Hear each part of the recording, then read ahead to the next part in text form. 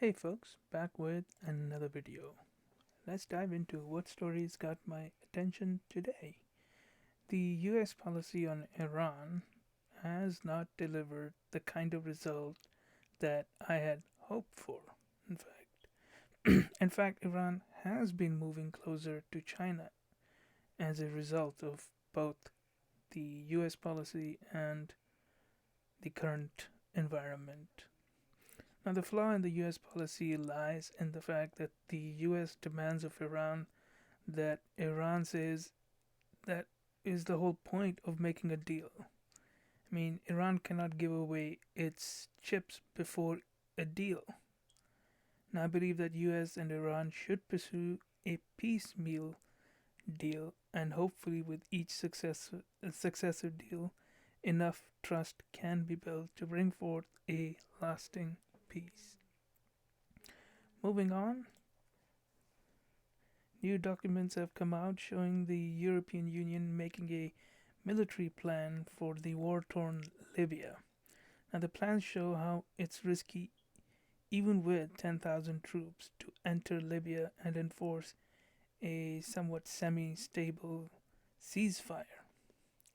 However, the European Union countries can't even agree on which Libyan government to support in Libya. Now, as has been witnessed in the cases of Libya and Iraq, which show that getting rid of any government have consequences.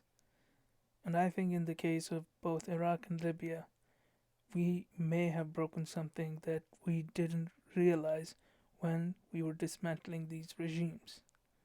And this is also the reason why I don't want to overthrow the Chinese Communist Party as well. I'd rather that we reform them than overthrow them.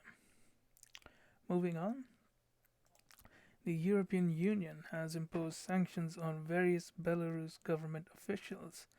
However, amongst the 40 individuals, President Alexander Lukashenko has been excluded. Now, the European Union sanctions aims as a support for the pro-democracy protest in Minsk.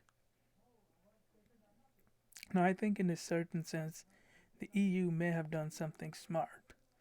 Now, EU can create a divide in the Belarus government between the leader Alexander Lukashenko and various ministers and power brokers in the region. However, I just wish that the Alexander Lukashenko engage with the demands of the protesters and come to a peaceful resolution to the crisis. Moving on, Beijing's diplomatic mission in London, UK, was subject to a protest. Now, Beijing demands that London deal with the group of protesters who burned the Chinese flag, chanted for Hong Kong's independence, and were accused of vandalism outside the embassy. Now, as far as flag burning and chanting are concerned, they are a matter of freedom of speech. However, vandalism, I believe, is a crime, and that is something the British authorities have to pursue. And at the end, the US Secretary of State Mike Pompeo said that he is reconsidering his trip to Asia after it came out that President Donald Trump and the First Lady Melania Trump uh, tested positive for the virus. Now, I wish the Trump family a speedy recovery. However, I think with the modern technology, the secretary can have the meeting online and doesn't need to visit any country to do diplomacy in this current age of high tech world that we live in. Well, that's it for this video. If you like the video, then hit that like button and hit that subscribe button for future updates.